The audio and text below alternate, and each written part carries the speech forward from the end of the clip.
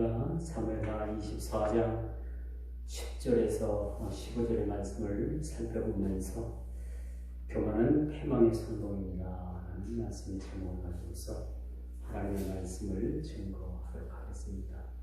우리가 지난주와 같이 다윗의 인구조사는 하나님의 노를 격동하게 하는 그러한 제2의 원인이 되었다라는 사실들을 말씀을 통해서 우리가 살펴봤습니다. 그 인구조사 후에 참으로 다윗은 후회가 막심했지요. 그래서 우리가 참 다윗이 이렇게 행했던 일들, 또 다윗 생에 있어서 그렇게 시행착오를 겪었던 일들을 보면서 참 그래도 하나님께서 다윗의 생명을 해하지 않고 그렇게 보존하시는 모습을 우리가 보게 됩니다. 참 인생이라는 것이 이행연습이라는 것이 없습니다. 인생은 하루 가면 그 하루가 진실이고 또 현실이 됩니다. 누가 인생을 예행연습까지 살겠습니까? 많은 스포츠인들이 운동선수가 연습들을 많이 합니다. 그러나 우리 인생은 연습이 없습니다. 누구든지 하루하루의 삶이 최선의 삶이고 그 하루의 삶이 또 하나님께서 최종적으로 판단하시는 삶이 되는 거죠. 자, 다윗의 인구조사는 참으로 그것이 어디로부터 기인됐는가라는 것을 우리는 확인한 바 있죠. 그것은 다윗이 교만하다. 또 그리고 인구조사를 한 그 목적은 이제는 하나님 없이도 살아볼 수 있다라는 그런 인본주의적인 사상이 가득 채워졌을 때 하나님께서는 그 인구조사를 통해서 다윗을 징치하는 모습을 우리가 보게 됩니다. 참 인생을 참 잘 판단한다는 참 인생을 값없이 살 수 있겠죠. 많은 사람들이 판단 미스로 어려움들을 많이 겪습니다. 참 그러면서 우리가 인생을 살아보면서 참 인생은 하루하루가 살얼음판과 같은 그런 삶인 것도 우리가 참 확인하게 되죠. 그러므로 우리 인생은 하루를 살면 살수록 하나님의 은혜가 아니면 아니 된다라는 그런 결론을 우리가 내게 되는 거죠. 자, 주님께서도 이런 말씀을 제자들에게 말씀하셨어요. 예수께서 제자들에게 이르시되 실족하게 하는 일들은 없을 수는 없으나 그렇게 하는 자에게는 화로다. 그렇게 말씀합니다. 인생의 실수를 하나님께서는 그런 일들이 우리에게 없지는 않겠지만은 그렇게 실족시키는 일들이 있어서만큼은 그것이 그 사람에게 화가 돌아가겠다라고 이렇게 말씀을 합니다. 여러분, 이 실족하는 일들이, 여러분 실족이라는 이 단어를 제가 성경에서 찾아보니까 구약에서 13회가 나와요. 또 신약에서는 16회가 그렇게 나옵니다. 이 상당한 거죠. 실족하게 하는 일, 또 실족당하는 일, 또 실족하는 일, 이런 일들에 대해서 언급을 합니다만 우리에게 있어서 이 실족이라는 것은 어찌 보면 우리 인생의 가장 치명타가 될 수도 있어요. 오늘 다윗은 그 인생 가운데 가장 아주 헤어나기 힘든 치명타를 그렇게 맞게 되는데 오늘 본문 이야기가 바로 두 번째 인구조사에 기인된 것이라 라고 말씀드릴 수가 있습니다. 오늘 15절에도 그 결론이 나와 있습니다만 이렇게 인구조사를 하고 하나님 앞에 이 교만한 마음이 하늘을 찌르게 되니까 하나님께서 그를 징치하시는데 어떤 방법이었느냐, 여기 보니까 선견자요 선지자인 갓을 통해서 세 가지 하나님께서는 그렇게 내용을 다윗에게 전하죠. 그리고 내가 이것을 택하라 그렇게 말씀합니다. 어떻게 세 가지 방안을 놓고 이것을 택하라고 할까? 여기서 우리가 한 가지 알아갈 것이 무엇이냐? 그래도 하나님께서는 이 세 가지 중에서 하나를 택함으로 인해서 다윗의 생명을 살리고자 하는 거죠. 만약에 하나님의 방법과 하나님의 생각대로 했으면 다윗은 분명히 그 자리에서 죽어야만 됐습니다. 죽어야 될 인생. 죽음을 피할 수가 없는 그런 상황이었습니다. 그러나 하나님께서는 다윗을 불쌍히 여기셔서 죽음만큼은 면하게 하시고 세 가지를 그렇게 대안을 내놓으시는 거예요. 첫째가 7년 동안 기근이 나라에 있게 하는 것이고, 두 번째가 3개월 동안 그 원수로부터 쫓김을 당하는 것이고, 세 번째가 3일 동안 온 나라에 온역이 전염병이 퍼지는 그런 무서운 그런 3일을 말씀하셨습니다.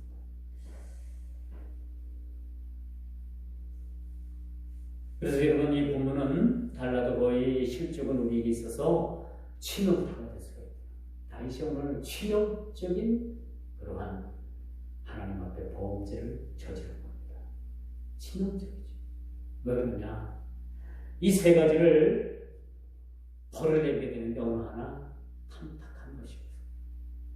어느 하나 쉬운 것이 없어요. 7년 동안 기근을 겪으려면 애굽에서 내렸던 그 가뭄과 기근이 아마 우리를 생각나요.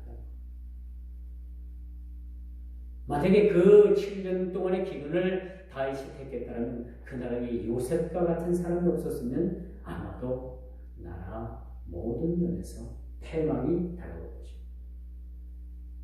또 3개월 동안 그 원수로부터 쫓김을 당하면서 그 원수로부터 쫓김을 당하는 것을 택할 때는 다윗이 이미 젊었을 때 10년 이상을 사울 왕으로부터 쫓김바 되었던 그런 아주 뼈아픈 경험을 가지고 있었을 겁니다. 그렇기 때문에 그것도 하나님께서 주시는 대안을 택하지 않았고, 3일 동안에 여러분 전염병이 돌았는데 3일쯤이야 견딜 수 있지 않겠어? 라는 다윗의 안일무이한 그러한 생각들을 우리가 한번 읽어볼 수가 있겠죠. 자, 오늘 본문은 왜 이런 하나님께서 다윗에게 세 가지 중에 뭘 택한데 뭐 하나 참 만만한 건 없습니다. 왜 이런 일들이 일어난다고 생각합니까? 왜 하나님께서 다윗을 이렇게 징계할 수밖에 없었습니까? 본문을 실수로 봐야 됩니까? 아니면 실적으로 봐야만 됩니까? 아니면 다윗의 교만으로부터 나온 그러한 문제로 그것이 야기된 것이라고 우리가 한번 볼 수가 있겠습니까? 오늘 본문에 보니까 다윗이 10절에 뭐라고 말을 해요? 하나님 앞에 참으로 자기 자신을 참 후회하는 모습을 보여요. 후회하는 모습. 10절 뭐라고 말씀해요? 그 마음에 자책하고. 그렇죠? 여러분 후회해 보셨습니까? 후회는 아무 소용이 없어요. 100번 후회해도 후회라는 건 소용이 없어요. 왜? 또 후회를 할 거예요. 그런데 후회하는 사람들 중에서 지혜로운 사람은 뭐야? 그 후회를 거울 삼아서 그 원인이 무엇인가? 왜 내가 후회할 수밖에 없는가라는 것을 그가 깨닫고 다시는 후회할 일을 하지 않는다는 거죠. 이게 지혜로운 사람.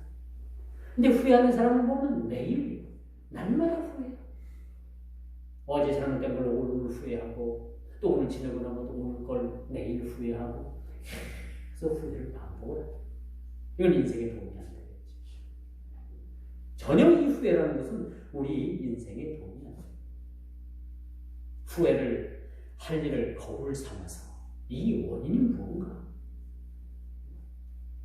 왜 다윗에게 이러한 세 가지의 그런 하나님의 그런 징계가 요구되고 있을까?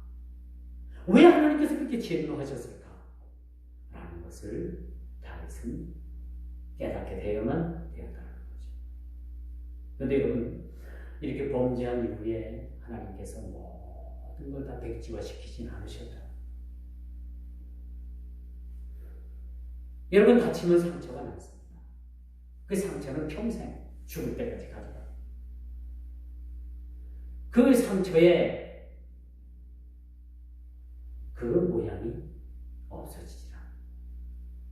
그렇지 않겠습니까? 아무리 우리가 금식을 하고 40일간 그 금식 기도를 해도 여러분, 손가락이 발가락이 되질 않아요. 또 발가락이 손가락이 되질 않습니다. 그렇다면 어떻게 되느냐? 이렇게 우리가 후회하기보다는 그 원인을 찾아서 후회할 일을 만들지 말아야겠죠. 그래서 기회는 항상 주어지는 것이 아니었습니다. 다윗은 이 갓 선지자로부터 이러한 제안을 받을 때, 아니, 나 이거 세 가지 다 못합니다. 그렇게 하진 않았어요. 왜? 자기도 일만의 양심이 있었거든. 자기 마음속에 이제는 하나님 없이도 무언가를 한번 해볼 수 있다라는 생각을 가지기 시작을 했고, 이미 그 마음속엔 그 마음이 싹 트여 있었어요. 그리고 다윗이 인물조사를 할 때는 이제는 북국 강병을 잇고 이스라엘에 50만이 있었고 유다에 칼 빼는 자 80만이 있었고 또 130만 명이라는 당장 전쟁이 터지면 그 전쟁에 투입할 수 있는 군대를 가지고 있었기 때문에 뭐나 두려울 것이 없고 이제는 하나님께서 전쟁을 도와주지 아니하여도 얼마든지 그 전쟁을 수행할 수 있다는 스스로 뭔가를 해볼 수 있다는 것을 다윗은 그렇게 마음적으로 그 생각을 아주 가득하게 갖게 되는 거죠. 이게 하나님 앞에 교만이었습니다. 이게 하나님께서 보시기에 가장 다윗이 징계를 받을 수밖에 없는 그런 상황으로 몰고 간 원인이었다는 것을 우리가 보게 됩니다. 그러므로 저는 여러분, 기회는 항상 주어지는 것은 아니죠. 또 그러므로 우리 인생을 신중하고 또 신중하게 우리의 삶을 돌아봐야 돼요. 저는 바둑은 잘 놓지 못하지만 바둑은 어떻게 놓는 건 알아요. 바둑에 내 시간을 빼앗길 시간은 없었어요. 그래서 바둑은 제가 이론적으로는 조금 알지만은 바둑은 나온 적이 없어요. 옛날에 초등학교 때 또 국민학교 때 중학교 때 한참 저희 때도 바둑바람이 일어나가지고 한저 때만에 우리 친구들이 막 바둑 두느라고. 그래서 저는 어서 바둑은 그렇게 놓는 것을 참 거기에 시간은 빼앗기질 않았습니다만 마치 우리 인생이 마치 바둑돌 하나하나 놓는 그런 신중함 속에 우리 인생이 그렇게 진행되어야 되지 않겠는가 저는 그렇게 생각합니다. 그래서 한 시간이라도 단 1분이라도 우리 생각을 헛된 데 쓸 수는 없다는 거죠. 여러분, 세상의 모든 것은 다 돈을 주고 살 수가 있어요. 우리 건강도 뭐든지 돈만 있으면 다 살 수가 있지만은 시간만큼은 우리가 살 수가 없어요. 우리에게 주어진 시간만큼은 하나님께서 우리에게 할당하셨고 이것을 더도 못하고 돌도 못합니다.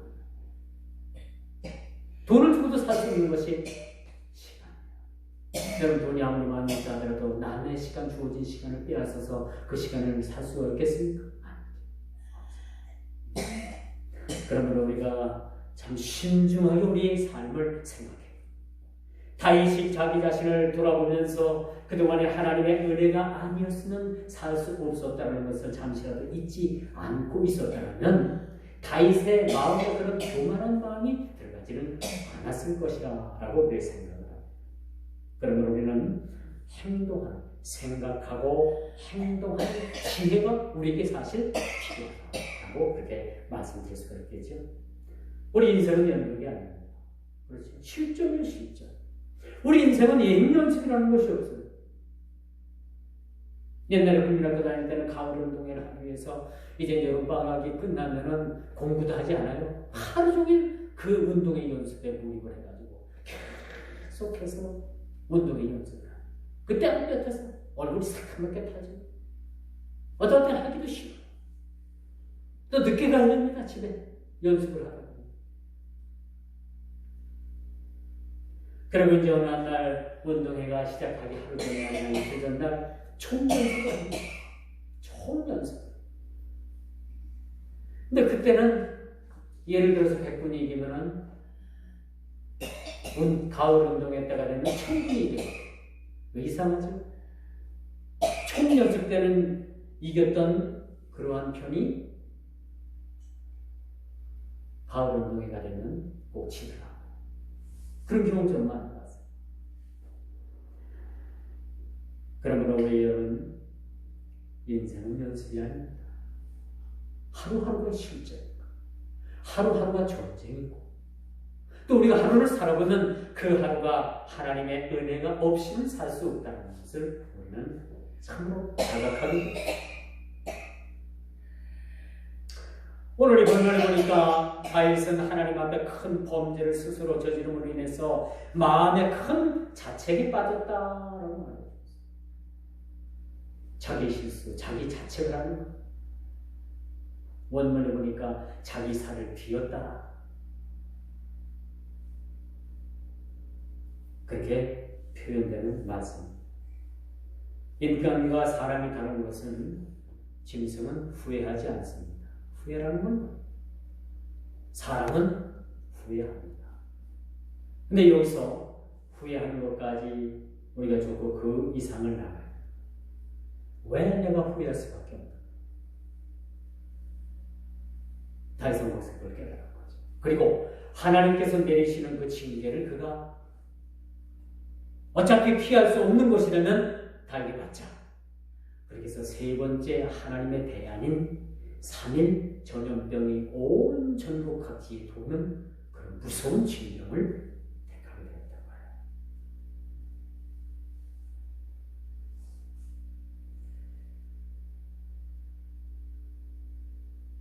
이렇게 우리가 인생을 참 실패와 좌절 속에 살아가지만 그래도 하나님께서 그 다윗을 구하기 위해서 제안을 하십니다. 참 하나님도 어찌 보면 참 다윗을 보면서 얼마나 갑갑했겠어요. 이거 그냥 단칼에 죽이자니 참 좀 그렇고. 그래서 세 가지 대안을 내놓잖아요. 보기 1, 보기 2. 우리가 시험지를 받아들면 꼭 거기에는 보기, 동그라미 안에 기억, 동그라미 안에 니은. 그래서 거기 보기가 나오잖아요. 그럼 그 가로 안에 그 보기를 찾아서 집어넣는 거예요. 마치 다시 시험을 보듯이 이 보기 가운데 세 번째 보기를 골라서 그가 구분하게 써놓습니다.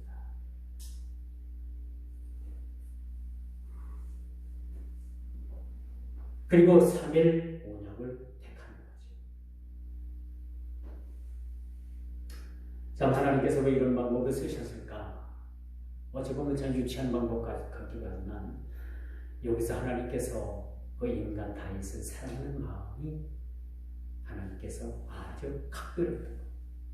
한때는 그래도 다윗을 성군이라 다시는 이스라엘에 이런 마음이 나타나지 않을 것이다 라는 말씀까지 하셨던 분이 바로 우리 하나님이셨습니다.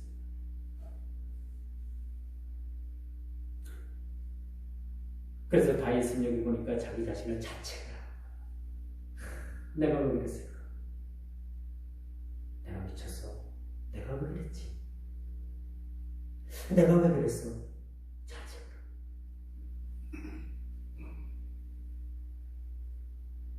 오늘 본문에 보면 좀 더 아쉬운 부분이 하나님 앞에 철저하게 회개하는 다윗의 모습을 찾아볼 수 없습니다. 왜 그런가 하니까 이미 하나님께서는 세 가지 대안을 내놓잖아요. 이런 대안을 내놓지 않았다면 다윗은 납작 엎드렸어. 진짜 옷을 찢고 하나님 앞에 죄를 뒤집어 쓰고 베옷을 입고 하나님 앞에 섰을 거예요. 그런데 하나님께서는 이 방법을 쓰지 못하게 하십니다. 그리고 곧바로 세 가지 대안을 여러분 같으면 어때? 아이고 회개하면 되지 뭐. 하나님께서 미용서 못할 죄가 어디 있겠어? 여러분 쉽게 그렇게 말씀할 수도 있어요. 그런데 여러분 이 회개라는 것을 여러분 알고 계십니까? 회개해 보셨어요? 회개는 여러분 얼마나 이 회개가 어려운 것이랍니까? 단순하게 뭐 하나님 내가 잘못했습니다. 뭐 말로 놓으면 되겠어. 그게 회개합니다. 그런 게 회개가 아니야. 회개는 진짜 내 뼈를 까무는 아픔이 있어요. 이게 사실 회개입니다. 제가 시골교회에 있을 때 그 이웃교회, 그 고신주교회 권사님이셨는데 그 권사님이 그러시고 나는 건너서 들은 얘기 직접은 못하겠어. 너 죄 짓으면 회개하면 되지 뭐. 그렇게 쉽게 봐. 그 회개가 쉬운 거는 저는 그렇게 하시는 회개하시는 분 저는 절대 그게 회개라고 저는 생각하지 않습니다. 회개는요 내 뼈를 깎는 아픔이 있어요. 그런 고통이 있다는 거예요. 이런 철저한 회개가 있어야지만이 이게 내 자신을 돌이키게 되고 다시는 그 죄를 우리가 번복하지 않는다고 말씀드릴 수가 있어요. 진정한 회개는 죄에서 돌이키는 문제는 인간 스스로의 힘으로만 되지 않는다는 것을 우리가 회개를 통해서 여러분 잘 알고 계시고 그러므로 다윗에게서는 하나님 앞에 큰 범죄였고 하나님을 불신하는 데에서 오는 행동이었다는 것을 우리는 보게 됩니다. 그러나 그 자책하는 다윗을 선견자이요 선지자인 것을 갓을 보내어서 제의를 하게 되죠. 참 하나님께서 먼저 제의를 하시는 건 참 여러분 성경에서 우리가 많이 보잖아요. 오라 우리가 서로 변론하자. 너희의 죄가 죽음 같을지라도 내가 너희의 죄를 양털같이 구름털같이 깨끗하게 해주겠다. 이게 먼저 하나님께서 제의해요. 제법한 이스라엘 백성들을 신의 산 밑에 두고 하나님께서는 모세를 신의 산으로 불러 올려가십니다. 언제든지 성경은 하나님께서 우리 인생을 통해서 찾아오셔서 여러 가지 제안을 통해서 우리에게 가장 맞는 제안을 요구하고 계십니다. 오늘 본문 말씀도 바로 선견자가 뭡니까? 선견자. 하나님의 일을 환상을 통해서 보는 자를 선견자. 예언하는 앞일에 대해서 미리 예언을 하고 하나님께서 주신 계시를 백성들에게 전하는 직책이 바로 선지자. 오늘 본문에 보니까 선견자요 선지자인 갓을 통해서. 그렇다고 여러분 하나님은 우리를 통해서 거래하시는 하나님은 아니에요. 우리가 그렇게 생각하면 하나님은 그럼 장사꾼 기질이 있네? 그렇게 생각하면 여러분들 하나님을 불경스럽게 대하는 거나 마찬가지겠죠. 그런 뜻에서 하나님께서는 우리 인생들을 찾아오셔서 대안을 내놓는 건 아니에요. 우리를 불쌍히 여기시고 하나님의 방법대로는 아무도 살아날 사람이 없기 때문에 하나님께서 대안을 주시는 거죠. 오늘 그 대안이 뭡니까? 7년 기근입니다. 애굽에 내려졌던 그런 심각한 그런 가뭄. 우리는 한 달만 비가 안 와도 막 난리가 나잖아요. 20일만 비가 안 와도 막 그냥 난리가 나고 하늘을 원망하고. 그 7년 동안 여러분 기근과 가뭄이 여러분 연속된다는 거 상상을 해봤습니까? 다 죽는 거예요. 두 번째가 뭡니까? 석 달 동안 적으로부터 원수들로부터 쫓김을 받는 10년 넘게 광야에서 사울 왕으로부터 쫓김을 받았던 그 경험을 갖고 있는 다윗에게는 이 일이 보통 일이 아닌 겁니다.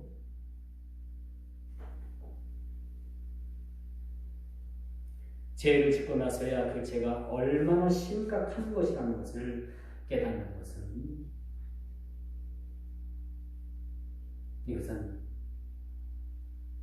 전 사람으로서는 물론 깨닫지 못하는 것보다 나은 일이지만 뭐 우리가 짐승과 별반 차이가 뭐가 있겠습니까?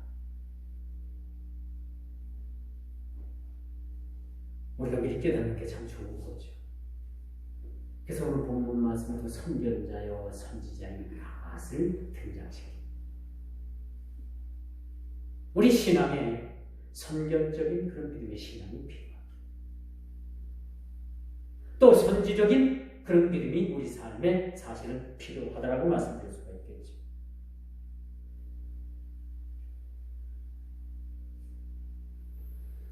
제3의 권세는 주님밖에 없습니다. 죄를 사해 주시고 용서해 주실 건가 말 것인가 라는 것도 주님 마음이십니다. 주님께서는요, 가늠하다 현장에서 잡혀온 여인을 바리새인들과 많은 유대인들이 쳐다보는 앞에서 너희가 돌 없는 자들이 먼저 이 여인에게 돌을 던져라. 그런 말씀.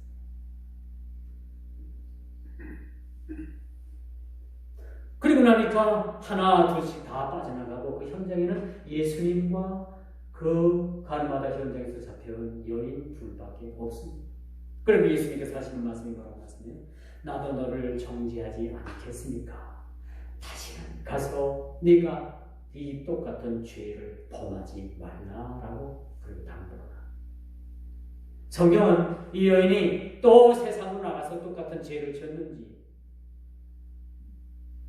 아닌지는 밝혀주지 않고 있지만 예수님께서 하신 말씀의 핵심은 바로 그겁니다. 다시는 내가 죄를 지어서는 안 된다는 그런 단서를 달고 이 여인을 현장에서 떠나도록 그렇게 명령을 하십니다. 이게 요한복음 8장에 나오는 아주 그 유명한 그런 이야기라고 볼 수가 있겠죠.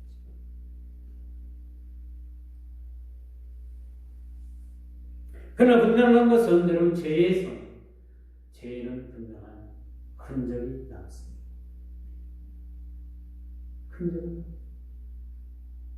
우리가 다쳐서 상처가 났으면 아무리 성경수설을 잘해도 그 흔적이 남게끔 돼요. 왜? 하나님께서는 그 상처를 보고 그 흉터를 보고 내가 이것 때문에 이런 흉터가 있었지. 이 돌이키게 하고 다시 생각나게 하고 다시 각성하는 각성자를 그렇게 쓰고 계신다. 어느 날 집사람이 제 정갱이를 보고 다리 정갱이를 보고 여보 왜 이렇게 상처가 많아? 흉터가 거기서 가장 큰 흉터를 보고 이건 어떻게 된 상처야? 이게 사실 작년에 정화조 때문에 제가 참 마음고생을 많이 했습니다. 몸을 뒤집어 써보고 뭐 어디 가서 어떻게 해야 될지도 모르고 방법도 안 나오고 여기 뭐 어떤 구조도 내가 모르고 관이 어디에 붙였는지도 정확히 있지 않고 여기저기 쑤시고 다니다가 저 뒤에 그 아파트에서 나무를 많이 써놨어요. 거기를 한번 치워가지고 거기 상황을 좀 보려다가 미끄러져가지고 그 나무에 탁 찍혔는데 정강이가 상처가 났어요. 그 상처가 지금도 안 지워져요. 아무래면 그 상처가 평생을 갈 수도 있을 것 같아요. 그걸 보면서 저는 작년에 그 생각이 문득 내가 그때 넘어져가지고 그 나무에 그 정강이가 찍혀가지고 얼마나 아프던지 아프다고 해도 아프다고 말도 안 나올 정도로 그렇게 아팠어요. 그 상처를 볼 때마다 저는 작년에 있었던 그 정화조 그것 때문에 제가 마음고생한 것을 되새겨봅니다. 그래서 정화조 참 잘 써야 되겠다. 그래서 모든 것이 다 조심스러워요. 혹시 막히지는 않겠는가. 그런 생각을 참 염려를 많이 합니다. 참 이 상처는 그렇게 우리에게 흉터를 남기고 우리 인생도 마찬가지겠죠. 죄는요 용서를 받아도 그 죄에 대한 흔적은 치우스러운 그 상처가 납니다.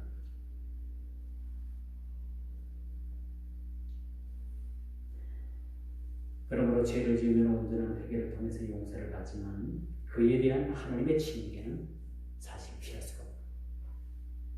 믿지 않는 불신자들은 이 죄로 인해 가지고 그들은 심판을 받아요.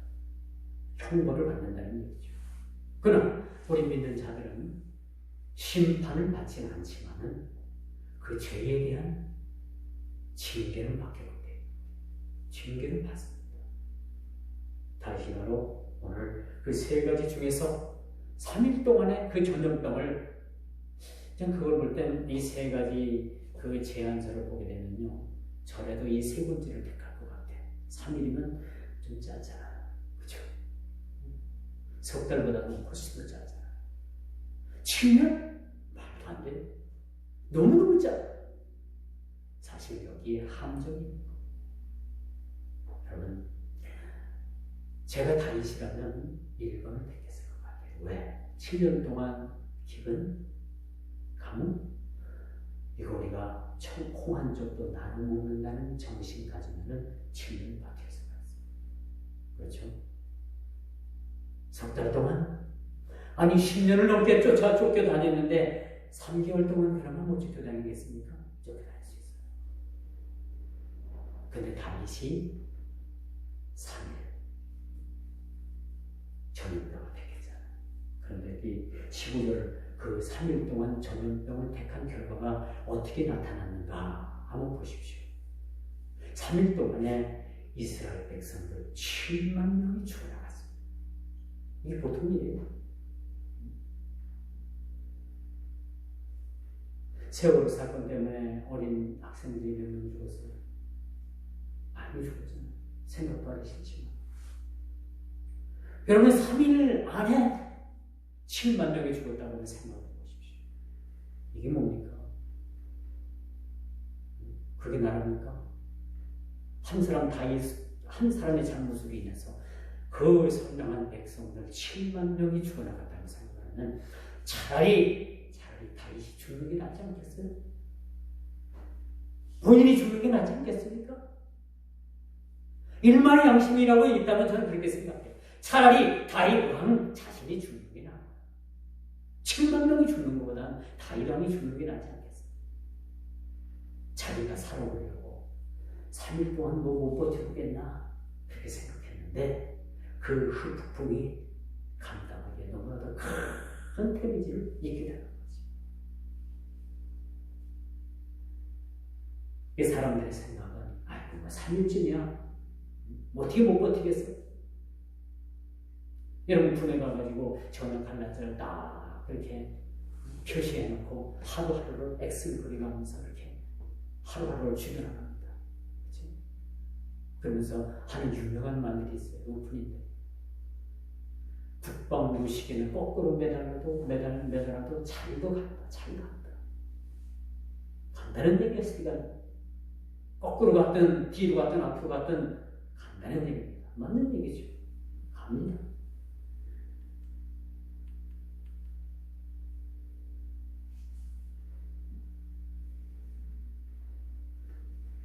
이렇게 여러분 하나님의 징계는 참 무섭다고 생각합니다. 물론 용서는 받아요. 용서는 받지만 그 뒤에 오는 하나님의 징계 이게 얼마나 무서운 것인가. 하나님은 절대 그냥 넘어가는 방법은 없죠. 7만 명이 죽었다고 하는 건 이게 보통 일이에요. 오늘 멕시코인가 거기서 미국 쪽으로다가 그냥 불법으로 다 넘어가려고 하다가 그 아버지가 딸을 그 강을 건너가지고 강 건너에 갖다 놓고서 얘야 여기 잠깐 있어라. 3살이라는데 여기 잠깐 있어라. 내가 아주 엄마 모시고 오겠다고 했더니 이제 아버지가 다시 강물로 뛰어들어서 자기 엄마 있는 곳으로 해놓은 채로 가는 걸 보고 이 아이가 자기를 떼어놓고 아버지가 그쪽 가는 줄 알고 이 강으로 다 뛰어들었어요. 이 아버지가 가만히 보니까 이 자기 딸이 물에 빠져가지고 허우적거리잖아요. 그래가지고 다시 가서 딸을 건지려고 했는데 실패했어요. 그리고 오늘 뉴스에 보니까 모자이크 처리를 해가지고 그게 시신은 안 보였습니다만 아이를 이렇게 가슴에 안고서 안고 익사체로다가 그렇게 물에 빠져서 그 시신이 떠오르는 사진이 인터넷판에 올라왔고 오늘 방송의 주요 이슈로 그렇게 방송이 되었던 것을 봅니다. 저는 이 아버지의 마음이라고 생각합니다. 되돌아가면 분명히 아이도 못 구하고 자기도 죽는다는 사실을 알았음에도 불구하고 그 아버지는 그 3살 박이 아이를 향해서 갈 수밖에 없는 그 아버지의 심정, 아버지의 마음.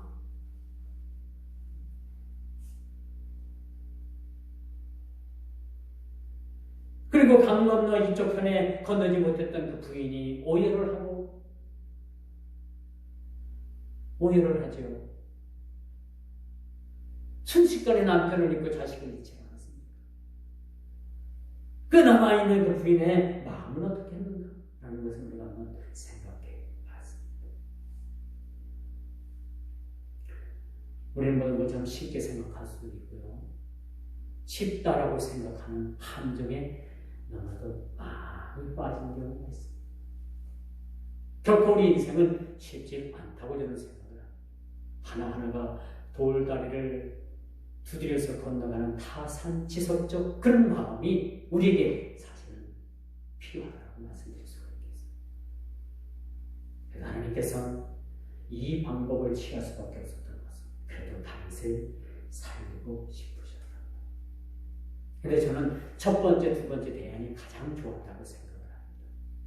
대다수의 사람들이 세 번째 대안을 그렇게 많이 결정을 할 수도 있어요. 선택을 할 수도 있어요.